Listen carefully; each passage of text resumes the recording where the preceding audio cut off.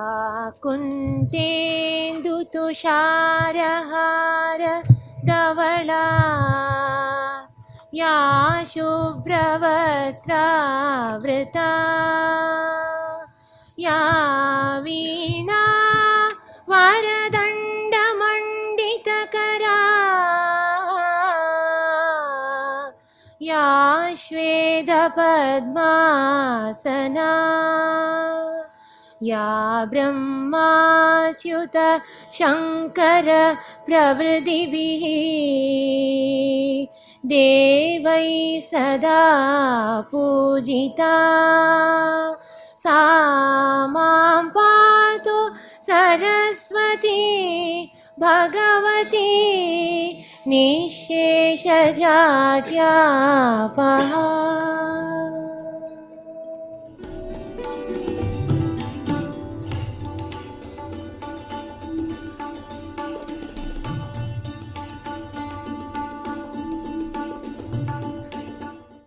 शिव जी की बहन सरस्वती, जो सरस्वती की पूजा करते हैं, माने जो पढ़ते हैं लिखते हैं, ये सब ज्ञान व्यान इकट्ठा करते हैं और इसके अलावा कला में बहुत रुचि रखते हैं, ऐसे जो लोग कला की और जिनकी रुचि है, ऐसे लोग जो हैं जो सरस्वती की पूजा करते हैं, उनकी वंदना करते हैं, उनको सबसे पहले ये जानना चाहिए कि ये शिव जी की बहन है। और आप जानते हैं बहन का रिश्ता बड़ा जबरदस्त है।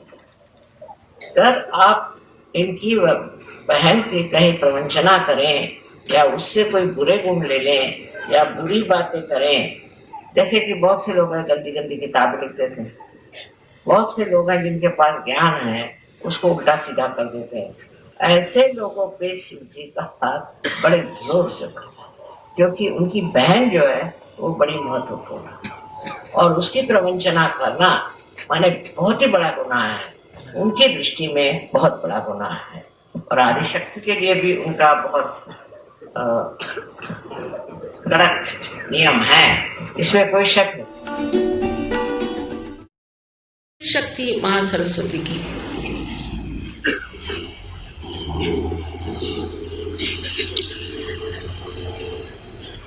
जिससे कि हमें बुद्धि में अनेक तरह की कलात्मक और अनेक तरह के विचारक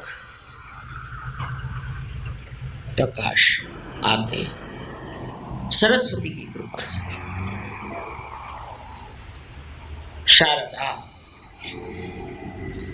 शारदा की कृपा से हमारे अंदर अनेक विचार बड़े सुंदर, बड़े शांत, बहुत शीतल, बहुत कविताएं आती हैं, पर रोने गाने वाली नहीं।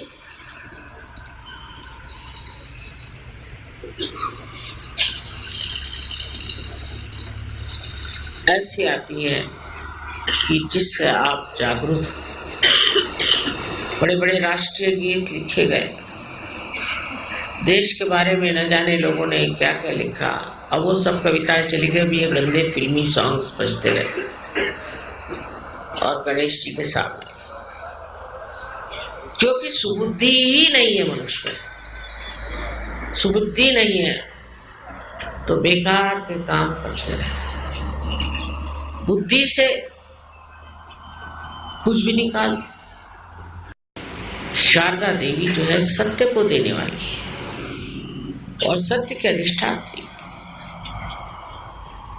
जो अपने सर में सत्य का प्रकाश आता है वो शारदा के कारण। तो आप जब लिखते हैं तो आप सोच नहीं रहे कि आपके अंदर ये लेखन शक्ति कहां से है? ये किसने आपको लेखन शक्ति दी? शारदा देवी या किसी भूतनी ने आपको दी? इसी प्रकार मैंने देखा बहुतों ने नहीं उठपटांग कुंडलिनी के बारे में बातें लिखी, शारदा देवी के कृपा से भक्तों ने बहुत कुछ लिखा। ज्ञानेश्वर जी ने ज्ञानेश्वरी लिखी और उसके बाद एक और इतनी सुंदर है कि ऐसा लगता है आप अमृत पी रहे। संतों ने लिखा जिन पे शारदा की कृपा। ज्ञानेश्वरी की शुरुआत में शारदा देवी की कृपा से वो लिखते कि मेरे वचन जो भी मैं कह रहा हूं ये वाग देवी को, शारदा देवी को प्रसन्न करने के लिए कह रहा हूं, लेकिन ये शब्द किसी भी तरह से आपको दुख नहीं पहुंचा।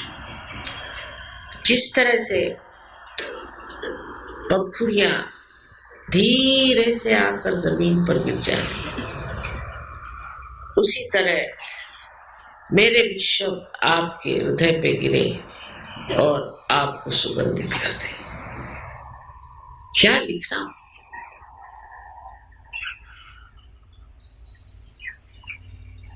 इतनी सुंदर कविता और इतना सौम्य उसका स्वरूप कि ऐसे क्या लगता है जैसे आप अमृत का रस पा।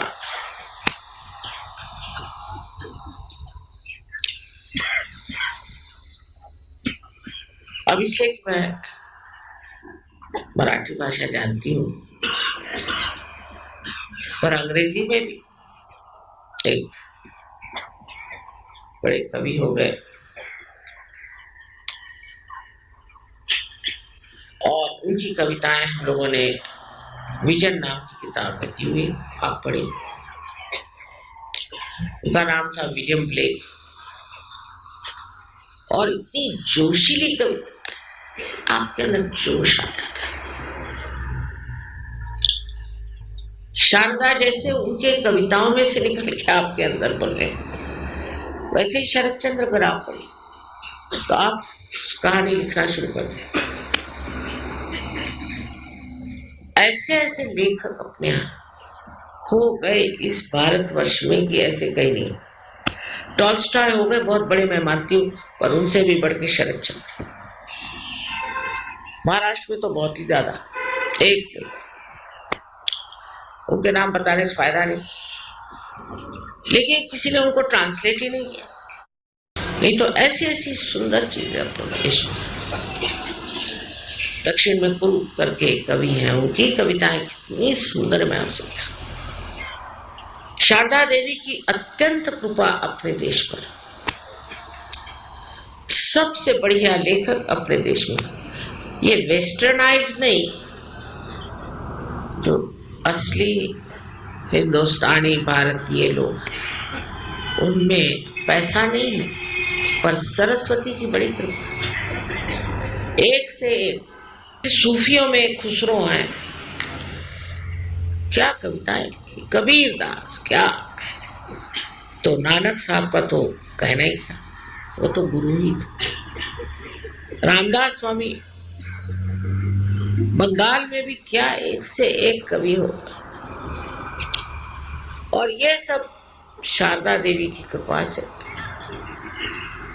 सारे शब्दों से मानो धर्म बहता, प्रकाश बहता, और सारे ही इनके शब्द व्यवस्थित, ऐसा लगता है कि निर्विचारिता में लिखे इन्होंने।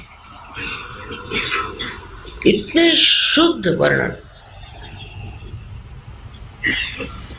ये हम जरूर कहेंगे कि सबसे ज्यादा संस्कृत में और उसके बाद मराठी में ही आध्यात्म पे किताबें बढ़िया लिखी, न जाने बड़े गहराई से आध्यात्म पे काम किया। अब कोई कहे कि अंग्रेजी भाषा में भी इतना लिखा जाता है माँ, तो वहां क्या शारदा का कोई वो नहीं।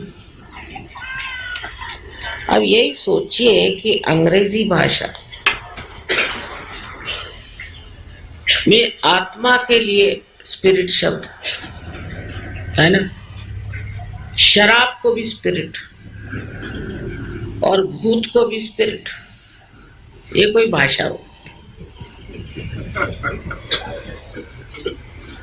ये शारदा देवी की कृपा से ऐसी भाषा है।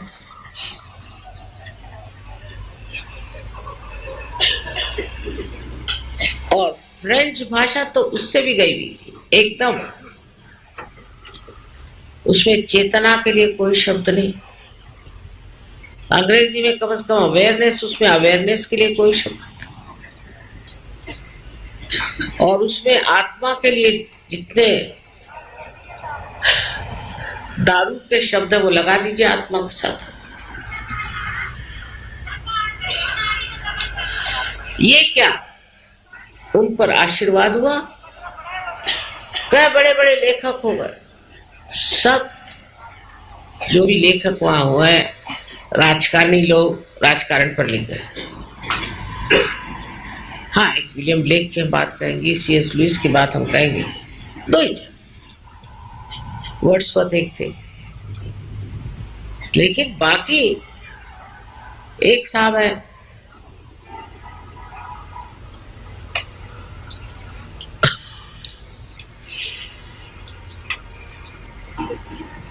उन्होंने कविता लिखी, वहां रोने की कविता, जैसे अपने यहाँ गजलें होती वैसे रोने की कविता बहुत चलती कि अच्छे भले घर में बैठे खाते पीते आदमी तो नाटक बना के कविता लिखी कि मैं कहीं पे जाकर कैद हो गया, हुए हुए कुछ नहीं होते तो पता चलता, कोई कविता ना, और कैद में ये हुआ और मेरे बाल सफेद इसलिए नहीं हुए और फलाना नहीं हुआ ठिकाना नहीं हुआ, ऐसा।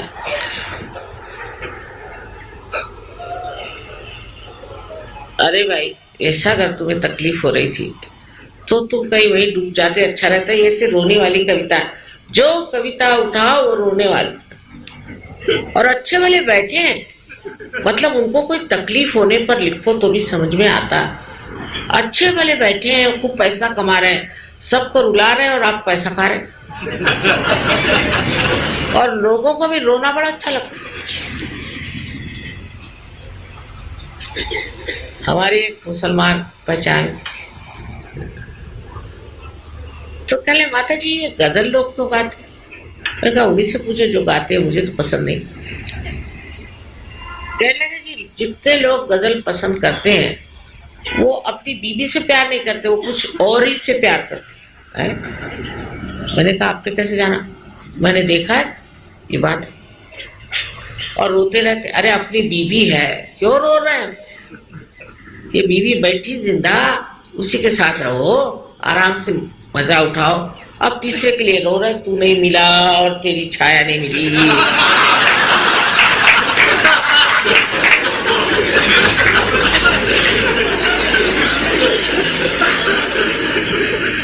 ये क्या शारदा देवी के आशीर्वाद में से होते हैं क्या ऐसी कविताएं?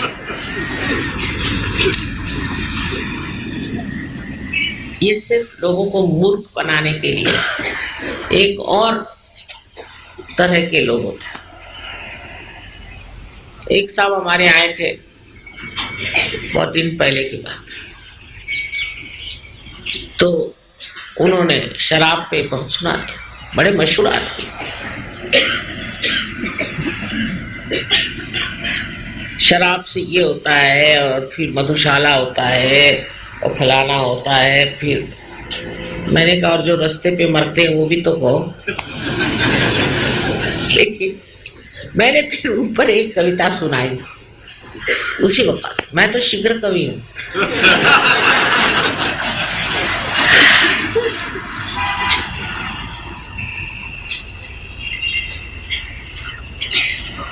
मैंने कहा क्यों न प्याला झूमता है, पी वही मदहोश हाला। प्याला क्यों नहीं झूमता, वो क्यों नहीं झूमता, और तुम क्यों झूमते हो? तुम तो प्याले से भी कमजोर।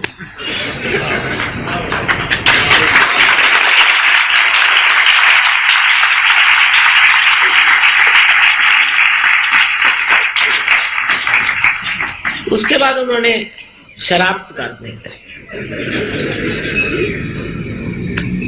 कुछ समझ में नहीं आया। जब बीवी मर गई तो उसका सुनाया उन्होंने, उस पर एक कविता बना। और सुनते हैं 15 दिन बाद दूसरे शादी भी कर ली, फिर उस पर दूसरी कविता बना दी। जैसा मौका लग गया वैसे। इस प्रकार अपने देश में बहुत सस्ते टाइप के कवि पैदा हुए, और विशेषकर वो कवि जो कि भगवान सब चीज में घसीटते हैं और परमात्मा को मनुष्य के जैसा दिखाते हैं, ये तो महापाप। और उन पे शारदा देवी की जो भी कृपा है वो महाकाली के दरवाजे में जाने वाली है। माने विद्यापति साहब देख लीजिए, अब राधा और कृष्ण का पता नहीं क्या श्रृंगार सजा है। अरे उस कृष्ण को कहाँ टाइम, उस राधा को कहाँ टाइम कि श्रृंगार श्रृंगार करे। सारे विश्व की जिसको चिंता, और रा माने एनर्जी और धा माने धारने वाली, उसको क्या इस सब दुनिया भर का रोमांस करने की फुर्सत है। अब डाल दिया उनको रोमांस। यहां तक कि वाजिद अली साहब जिनके 165 बीवियां थे, तो भी वो साड़ी पहन के और राधा बनते थे और कृष्ण के साथ नाचते थे। अब ये रोमांटिक पना जो है इसमें कोई अर्थ नहीं, बेकार की बात है। साधु संतों को इससे क्या मतलब? वो तो कबीर को भी लोग कहते थे, कबीर ने कह दिया कि सैया निकस गए मैना लड़ी थी। अरे वाह, सैया निकस गए मैंने क्या कि प्राण निकल गए।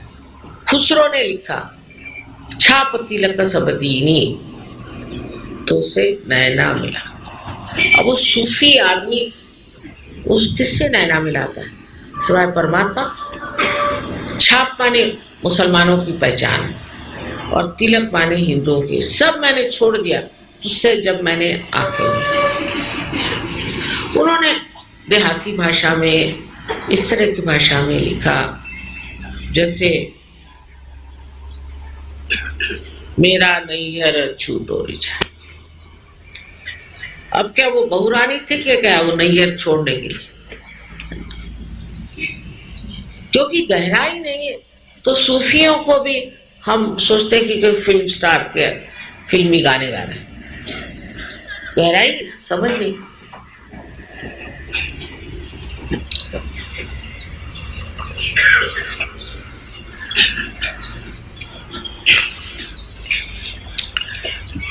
तो शारदा जी भी जो है वो भी कभी कभी महामाया स्वरूप हो जाती है। जैसे ज़ैन के जो कवि लिखते हैं वो एक सहयोगी समझ सकता और कोई नहीं समझ सकता। वो जिस तरह से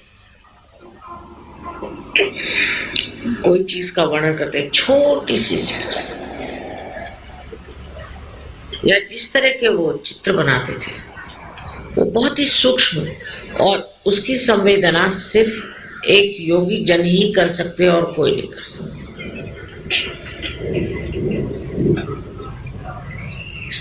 अब कव्वाली में लोग गुजरा गाते और गुजरे में कव्वाली। ये कोई शारदा देवी का आशीर्वाद है। किसी भी तरह से ऐसे मिक्सचर्स करना, संगीत में भी शुद्धता हो चाहिए।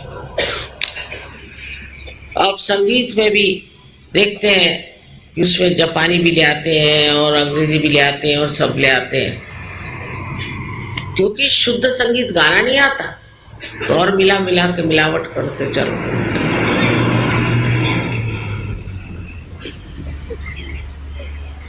देहात में गाते हैं लोग कितने प्रेम से और शारदा देवी के पूर्ण आशीर्वाद, उनके आशीर्वाद से ही जितने महान ग्रंथ हैं वो बने संसार, जितने महान नाटक या कादंबरियां लिखी गई वो सब शारदा देवी के आशीर्वाद से। जब हृदय और दिमाग एक होगा तब लोग समझेंगे ये चीज क्या है, कि जिसे अंग्रेजी में एक्सुबरेंस कहते हैं। हमारे खुशी के जो आनंद समाया ये रंग बन के जब फैल जाता है, ये अपने ही देश में होली हो सकती है और किसी देश में रंगों के जो हमारे यहाँ खेल होता है, रंगों के साथ जो हमारे यहाँ साड़ियाँ बनती हैं, कपड़े बनते हैं, लहंगे बनते हैं, ये सब उनके देश में कहा। वहां तो ग्रे कपड़े पहन के चलो, अब ग्रे से बढ़ गए तो काले, ऐसे भूत के जैसे शक्लें और ऊपर से काले कपड़े पहन के घूमते। एक से उतरे तो दूसरे, उनकी कोई हिम्मत है फिर एक भी साड़ी बना के दिखा दे तो हम फिर से अंग्रेजों को मान ले। एक रंग बिरंगे हर तरह औरतों के ड्रेस होते हैं। इस राजस्थान में तो क्या कहें, जहाँ सुंदर शारदा देवी ने यहाँ इन लोगों को बसाया। बस एक बात जरूर कहूंगी कि यहाँ सफाई का ख्याल करो। औरतें बहुत साफ है, घर वगैरह साफ रखती है, पर बाहर बहुत करती है। आदमी लोगों को कोई मतलब ही नहीं है हमारे यहाँ बाहर से, सब कूड़ा बाहर बिकता है। और प्रदेश में बाहर साफ है क्योंकि आदमी लोग खुद साफ करते हैं। यहाँ आदमी लोग हाथ में झाड़ू लेके साफ करेंगे, अरे बाप रे, उनके तो सर का ताज उतर जाएगा।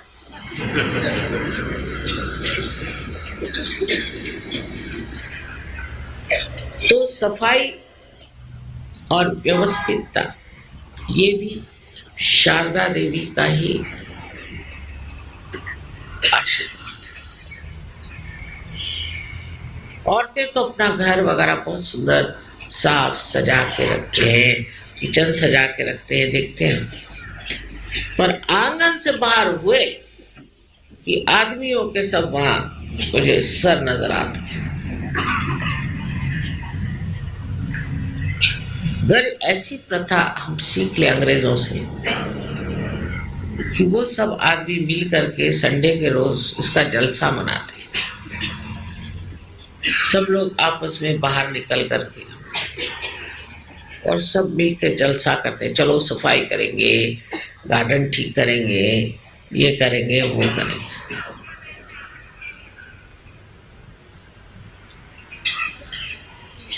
पर हमारे यहाँ नौकर चाकर, तो हम क्यों करें, नौकरों से करो ना। ये गंदगी जो है ये शारदा देवी को पास में नहीं आने दे, वो हटी रहेगी।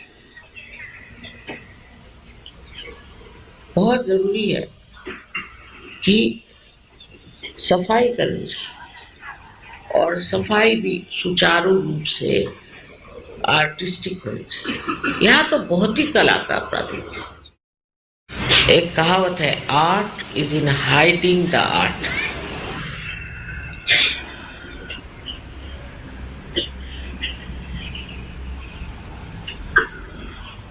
कि आप जो भी कुछ करते हैं उसमें दिखावे की जरूरत नहीं और उसमें शोबाजी की जरूरत है, किंतु आप जो कुछ भी करते हैं, पहनते हैं, वो ओढ़ते हैं। अगर आपको शारदा देवी की पूर्ण मेहरबानी चाहिए तो दूसरों के लिए करिए, अपने लिए।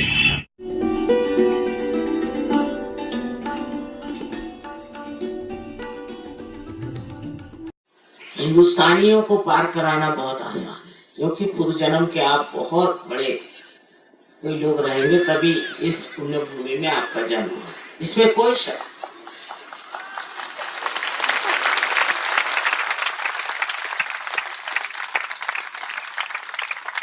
आपको तो बिल्कुल मुश्किल नहीं है, क्योंकि वाकई में मैंने देखा है कि जितना आसान हिंदुस्तानियों को पार कराना है कहीं नहीं। अब आपको इतना ही करना है, ऐसा मैं बताती हूँ कि आप जो लोग कुर्सी पर बैठे हैं तो अपने जूते उतार लें और दोनों पैर अलग रखें। नीचे बैठे लोग ठीक है, पर तो भी जूते उतार लें।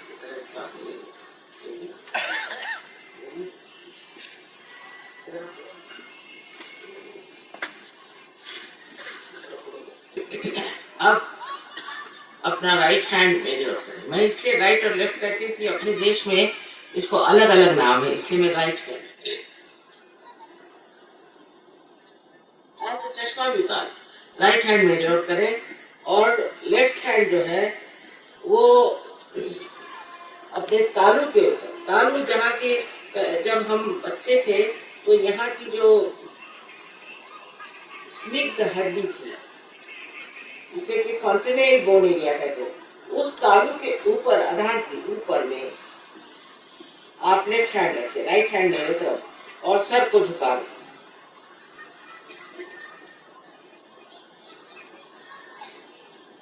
अब देखिए कि इसमें से आप ही के अंदर से ये ब्रह्म रंध्र इसे कहते हैं, माने ब्रह्म का रंध्र, यानी ब्रह्म का छेद जो है, इसके अंदर से ठंडी या गर्म हवा आप ही के सर के अंदर से आ रही है।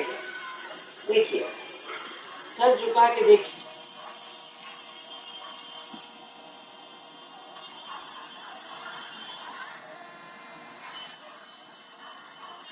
अगर आपने अपने को माफ नहीं किया, अभी तक आपने दूसरों को भी माफ नहीं किया, कोई गरम गरम हवाएं दी, इसलिए कृपया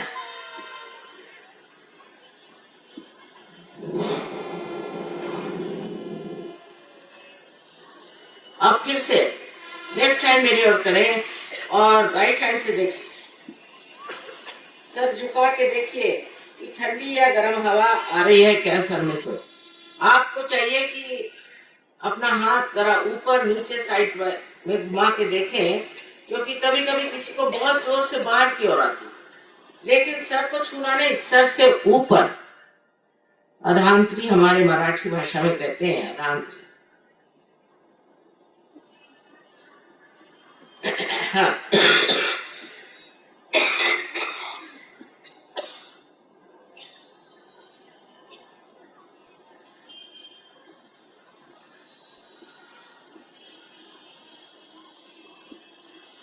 अब फिर से राइट हैंड हमारे ओर करिए, सर झुका के, और देखिए ठंडी या गर्म हवा तो नहीं आ रही, बाहर से नहीं आ रही, अंदर से, आपके ही अंदर से आ रही। अगर आप माफ कर दें अपने को और दूसरों को तो ठंडी आने लग जाएगी, बहुत ठंडी नहीं आती है। इसको आदि शंकराचार्य ने सौंदर्य लहरी स्पंद कहा है, स्पंद।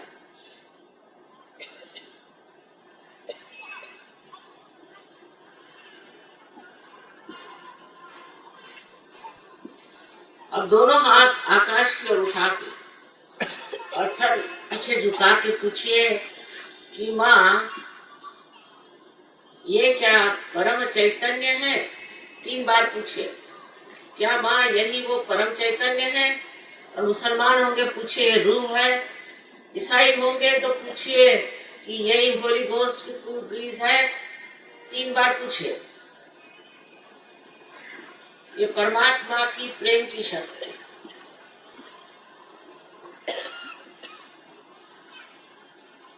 अब हाथ नीचे लीजिए, हाथ नीचे लेकर दोनों हाथ मेरे ओर करिए और निर्विचार होके मुझे देखिए, बिल्कुल निर्विचार होके मुझे मेरी ओर देखिए। किसी किसी को नीचे से अगर आ रही हो तो उसको ऊपर उठा सकते इस तरह।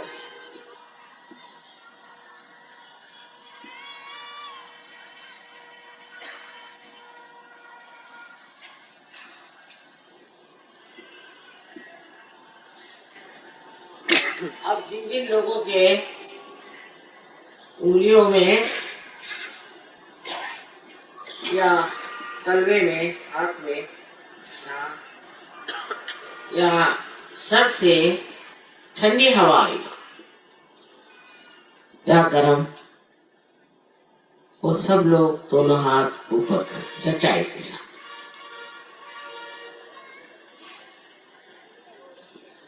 आपको मेरा अनंत आशीर्वाद, अनंत आशीर्वाद।